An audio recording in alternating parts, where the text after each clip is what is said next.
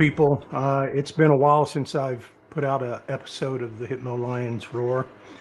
I was on vacation, road trip, if you will.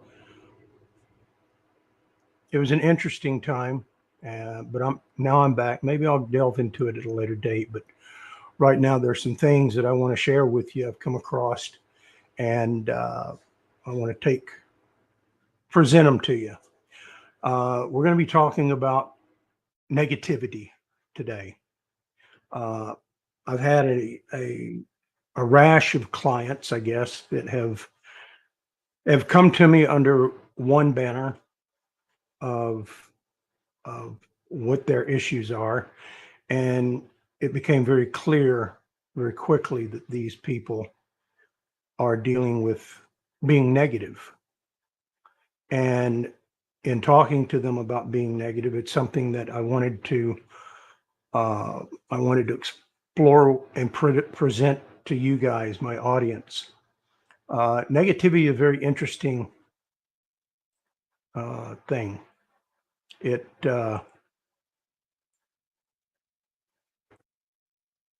one of those things where you can fall into a trap real quickly on being negative. And there's a thing with being negative that that is that people have to realize.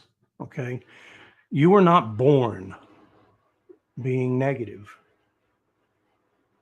You're born with two things when you come into this world, as far as I know. And those are two fears: the fear of loud noises and the fear of falling. Everything else that we're exposed to and everything that we evolve into based on how we're raised, our surrounding, our environment, our caregivers, our friends is all learned. And sometimes the things that we learn they're good things, and sometimes they're bad things. And if more times than not, they tend to be bad things because we allow them, because we don't have the right guidance, the right attitude, present, and all that. And then all of a sudden you get to the point to where where you're negative, that you end up blaming other people for things in your life, the things that go wrong, the things that you're not happy with, the person that you are. Well, it's because of this person. It's because of my mom or my dad, the way I was raised, whatever it is. And it crosses the social economic scale. Uh, because negative patterns are drilled into us by people and circumstance. It's a gentle, a very, it's a process that happens a little bit by a little bit. People train us, and you train other people around you on how you train other people and how they're going to treat you. You train other people how they speak to you. And you may ask, well, how do I do that? Well, it's what you allow. But that's something that we'll delve in maybe at a later time. But I want you to think about that critical negative voice that you have inside of you, that we all have inside of ourselves. That voice is always talking to us. It's telling us that you're never good enough, or you can't be that, or it always happens to you, or you're a failure because. And that's self-talk. And that self-talk can keep you bound in ways that you just do not realize, or you maybe not even recognize. But that little voice in you is that negative voice. I want you to imagine, and I've brought this up in prior podcasts. I want you to picture or imagine, if you will, on one shoulder being a little devil and the other shoulder being the angel, and they're going back and forth, and they're both whispering to you. And it's the one that you end up listening to more that influences you, that you allow. But no one is born negative. I mean, we've all seen negative as children growing up. I can remember quite vividly of different negative experiences that I had as a child. in a lot of different ways. Okay. Uh, but children, when children are born, when we're children, we're a bundle of energy. We're a blank canvas waiting to be for the next masterpiece to be painted upon us, or waiting for our canvas to be royally screwed up by our caregivers or the circumstance that we live in. We have an imagination, we have fun, but make no mistake about it, we're being trained. And there's nothing that you can do about that. As a child, you are where you're at, you're going through what you go through, and you're going to experience what you experience. But hopefully when we get older, to where we're in control of our own destiny, that we can take ourselves and we can grab a hold of that negativity, and we can actually recognize that we're being negative. Uh, and that's the biggest challenge, is recognizing in your own way that you're negative. And you may not like hearing that. You may not like people telling you you're just a negative individual, and you'll argue with them trying to justify why you're not a negative person. But in the quietness of your own mind and by yourself, maybe if you reflect on yourselves, that you'll come to the conclusion that you're freaking negative. And it does not serve you well to move you forward in life. But recognizing that you're negative is just a small part of that pie. Once you recognize that, is okay, what do I do next? It's like the dog that chases the car. Every time the car runs down the road, the dog chases it. And one day the car stops and the dog catches the car. He's got the car. Now what does he do with it? Doesn't know. He hadn't thought that far. He was in it for the chase. But once you acknowledge and realize that you're negative, now what? What do you do? What do you do with that car once you catch it? And there's things that you can do, but you have to take action on it. You have to be willing to put yourself, your ego, and everything to the side and say, you know, here's my canvas.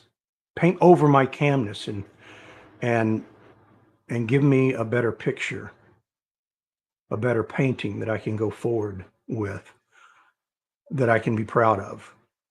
Be proud of the person that you become, to be proud of the person that you want to be proud, to have your family be proud of the person that you are. It's all up to you, because no one can force you to not be negative. You don't know everything. You're not right majority of the time. So what? Deal with it and move on. But you're going to have to deal with your negativity. Do not let it hold you hostage to where you're at. That's not what life is about. There are several ways to overcome negativity or being negative. Um, Maybe when you've looked back on your life, there's been several times where you've become your own worst enemy. You've gotten in the way of your own success. Perhaps you've told yourself that you're not going to go for a job or to study a certain subject because you're not good at it. Because you were told years ago that you're just not good in that subject. And somebody sold you a bill of bullshit and you bought into it.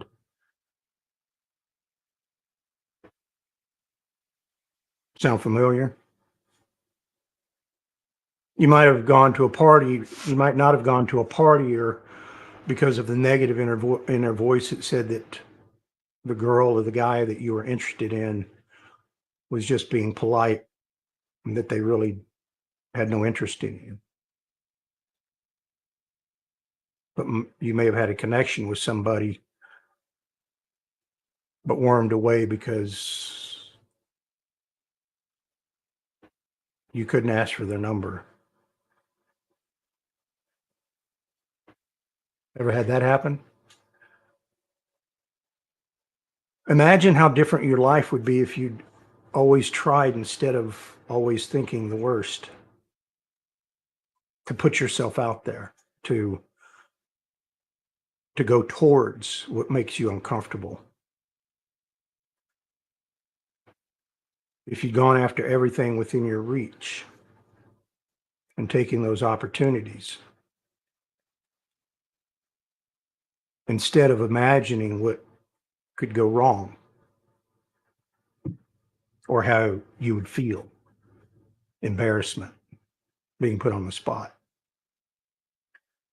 A lot of people have adopted this saying of that which does not kill you will make you stronger. In many ways, it's true. But we have to want to go forward.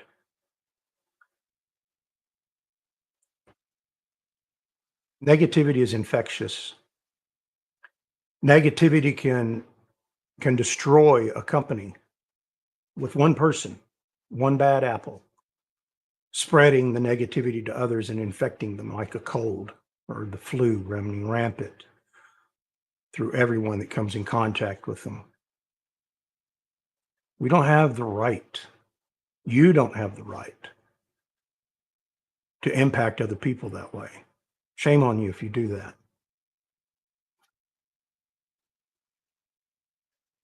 In the old days, somebody would take you out in the back alley and punch you in the freaking nose. If you were a man, of course.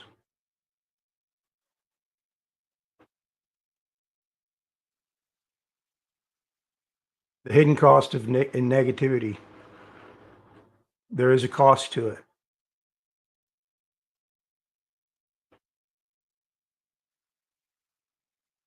You have to discover what it is. It's only for you to discover, though. So, how can you overcome negativity? It's something that I deal with people, other clients, a lot, and telling them, look, you are worthy. You are a unique individual. You're unlike any other person in this world. But sometimes they either don't want to believe it, or they won't believe it, or they have no interest in believing it because they're comfortable where they're at and they'll continue to be negative. If you're around a negative person, or if you know a negative person, what you need to do is get away from them as soon as possible. And the unfortunate thing is many times that negative person could be coworkers or even family members. It doesn't mean you kick them to the curb. It just simply means that you regulate your time that you spend around them. Because if they can't bring anything of value to your life or those around you that you care for, then they shouldn't be around you. Nobody has that right to do that. You need to protect yourself. So how do you overcome negativity? There's many ways to do that. Uh,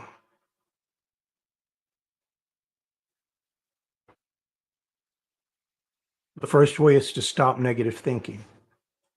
Now, you may think that that's how do you know you got negative thinking? If the glass is half full, according to you, and that's the way that you think, then you're a negative thinker. You need to stop it. You need to not react so quickly to situations or to people. You need to listen with two ears and use the one mouth you have accordingly. God gave us two ears, one mouth. That means you do twice as much listening as you do talking. That's hard for some people. Some people, they talk and they or waiting for you to take a breath, and they're doing this while you're talking. They don't want to hear what you say. It's like my granny used to say, it says, when I talk to you, it seems like what I say goes in one ear and out the other. It doesn't pause, it doesn't stop, it doesn't take root. There are people like that. There have been times that I've been accused of doing that a time or two. And I've had to learn. I mean, I'm not perfect.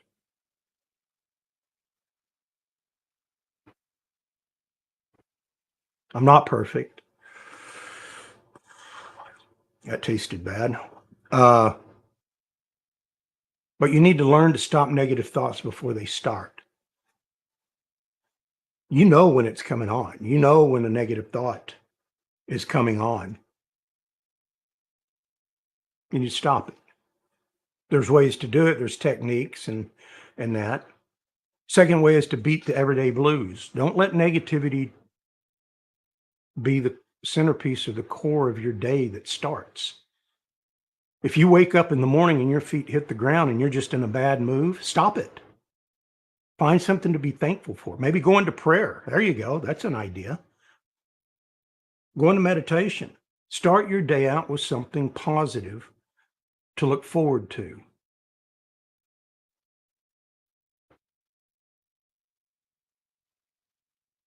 Stop self-sabotaging yourself. Your own worst enemy that we talked about before. Stop listening to your own negative hype. That negative cheerleader that's going on in the background, that little devil over here. Thump that little bastard off. Stop complaining about stuff. Okay? If you're complaining about stuff, what you're telling people is you're not in control of anything, and the only thing that you can do is complain. If you don't like the situation, change it. If you don't like your job, if you're not happy there, change it. If you're not where you want to be in life, then change. Quit complaining. Nobody wants to hear it. People will ask me, and I say this in jest many times, says, "How are you doing?" I say, "I'm doing wonderful." And then I'll say, "You know what? Actually, I've got a lot of complaints, but I don't share them because nobody's going to listen anyway." And that'll usually get a chuckle out of people.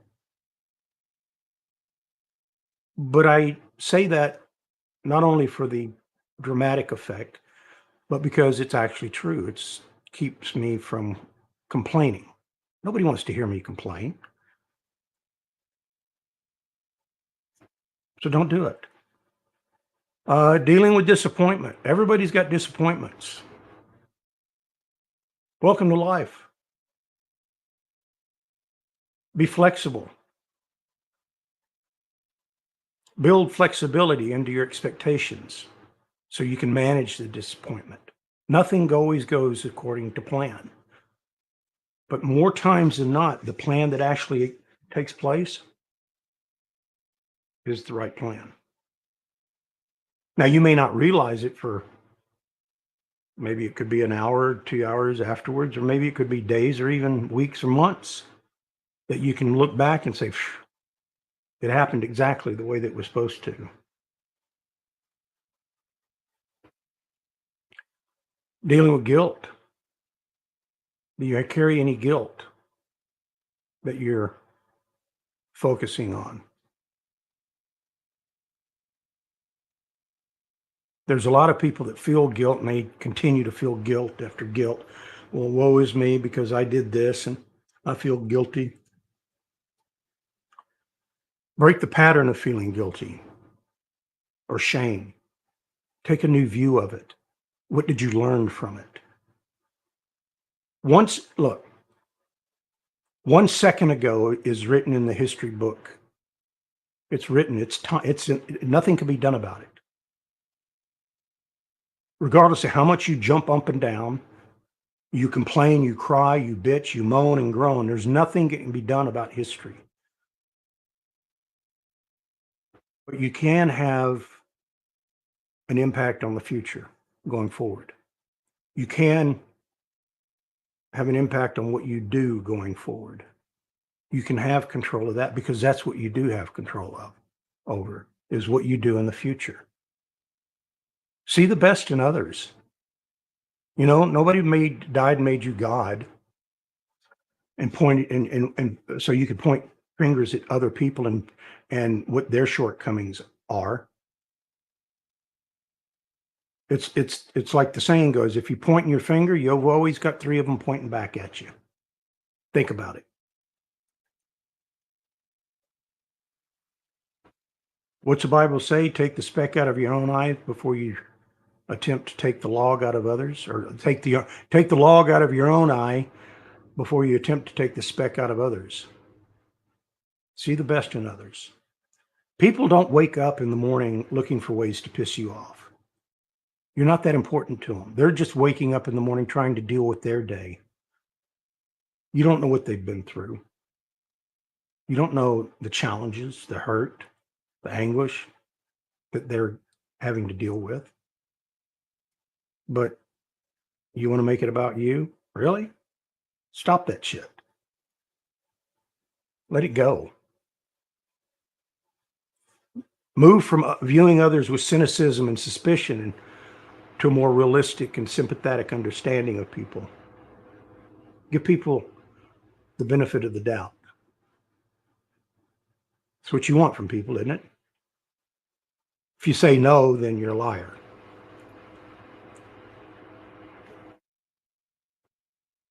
Regrets. Have no regrets. Regrets are in the past. It's like I said, you can't do anything about them. Why focus on them? Learn from them and move forward. Stop wallowing in the past. Start learning from your experiences. Move on.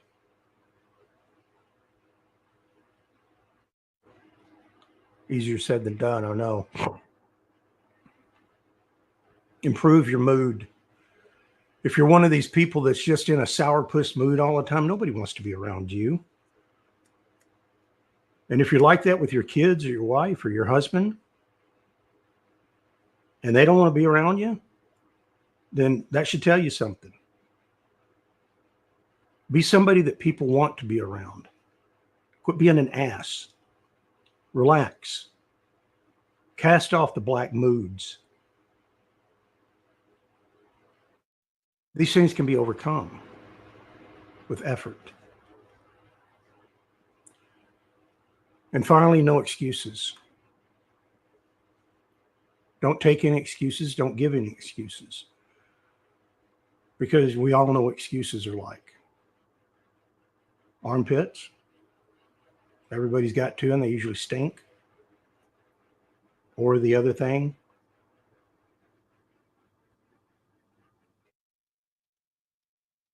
Be honest and truthful with yourself. Take responsibility for what you do, for what you've done. Deal with it so you can clean that slate and go forward. I've never been one to wallow in a lot of regret or being ashamed or that. I mean, I can, look, I can, people ask me how I was raised, and my response to that is, well, my childhood was worse than some, but better than most.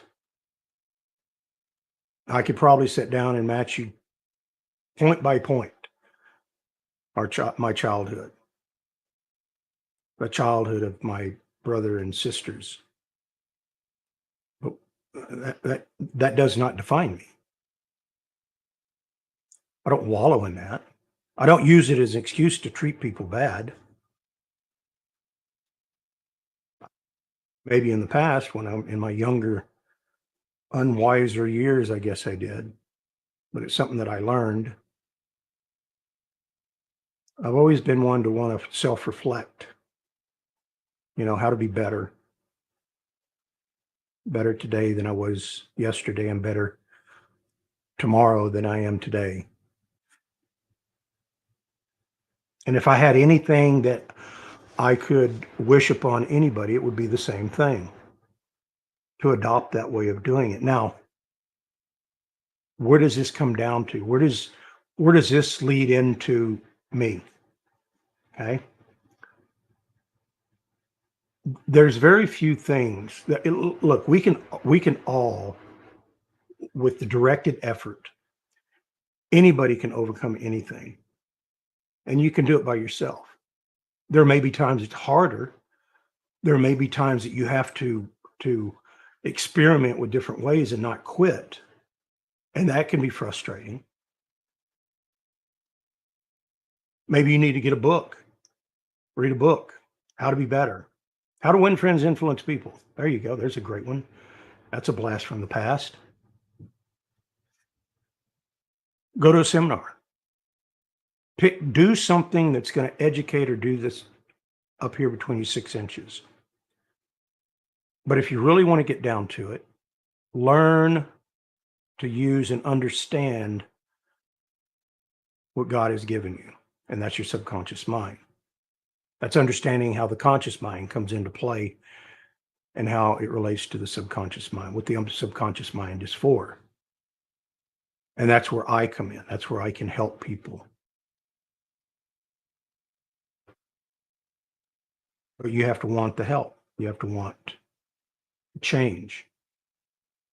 I had a conversation with a client today about uh, their kids, 12-year-old, 13-year-old, something like that, young child. And they were having issues in school. And here's the thing about kids and parents out there.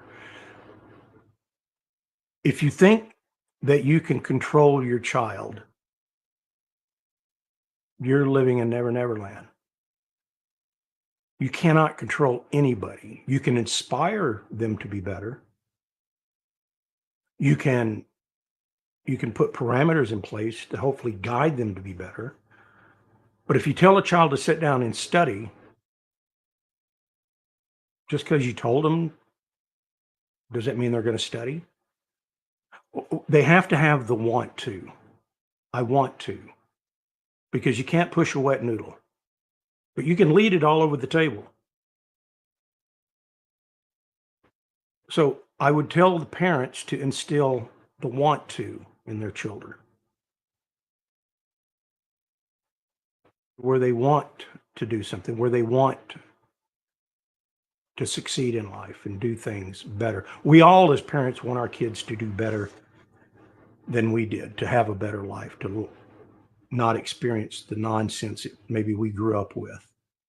We all want that.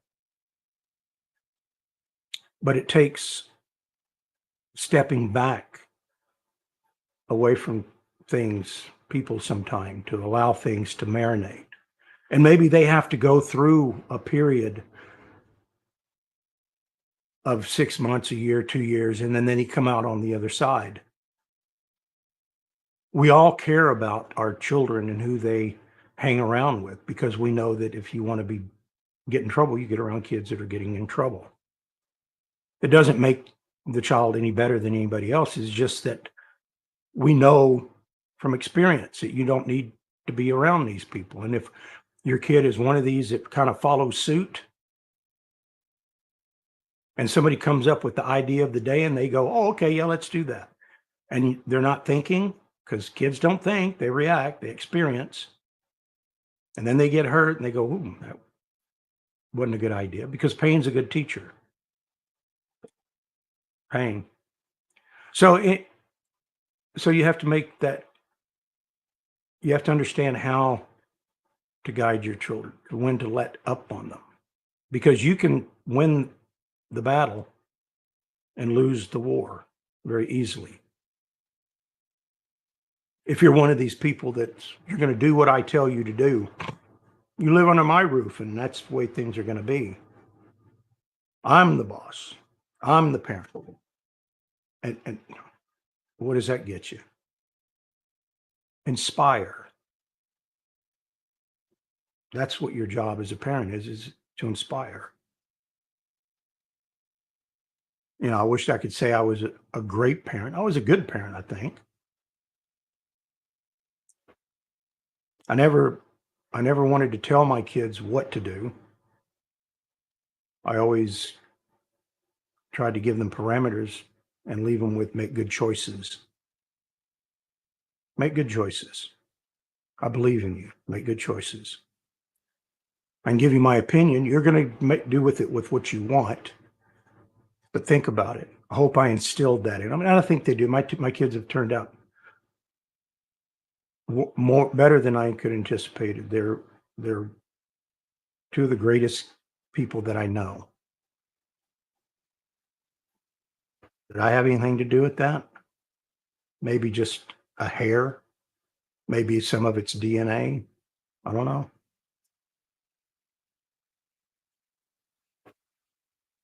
But as an instructor in the martial arts and having spent a lot of time with kids and even adults, I know how to teach.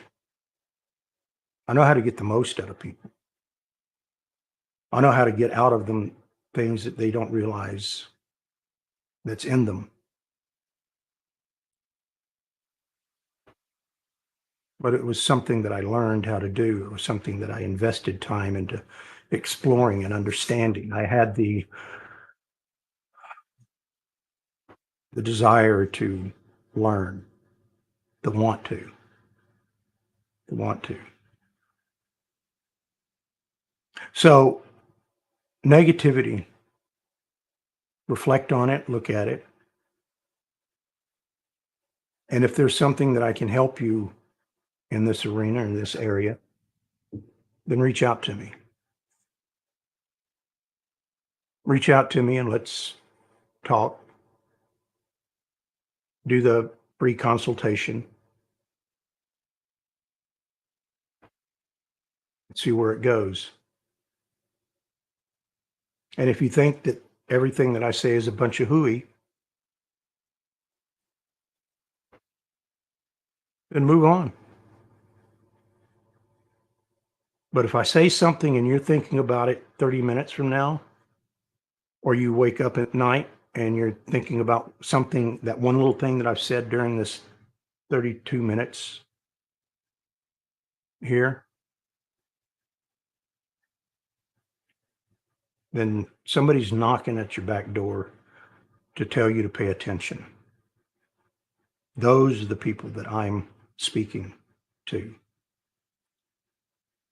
Those of you who didn't even get this far and moved on because you saw something shiny somewhere else, I'm not talking to you. You're not ready for what I have. You're not ready to face what you need to face because everything has a season, a time. So if I can be of service to you, let me know. Otherwise, have a blessed day and make good choices.